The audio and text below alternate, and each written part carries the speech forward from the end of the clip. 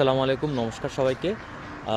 আমরা গতকালকে এই ফেনীর ঠিক আগে ফাজিলপুর উপজেলায় ত্রাণ দিতে এসেছি এবং রাতে আমরা যথেষ্ট ত্রাণ দিয়েছি এবং যারা আমরা যতটুকু পেরেছি ভিতরে যাওয়ার চেষ্টা করেছি, যারা ভিতরে আটকে আছে তাদেরকে ত্রাণ পৌঁছে দেওয়ার চেষ্টা করেছি এবং আমরা সঠিকভাবে ত্রাণ দিতে সক্ষম হয়েছি। আর একটা সুখবর হচ্ছে, আসলে এই ফেনীর বর্তমান পানি অনেকটা কমা শুরু করছে। বলতে গেলে এখানে যে এই মহাসড়কে যে পানির প্রবাহটা দেখেছিলাম আমরা গতকাল রাতে, প্রায় হাঁটু অবধি পানি ছিল। এখন বর্তমানে পানিটা ঠিক একটু মহাসড়ক থেকে নেমে এখানে চলে এসেছে, আপনারা দেখতে পাচ্ছেন হয়তো।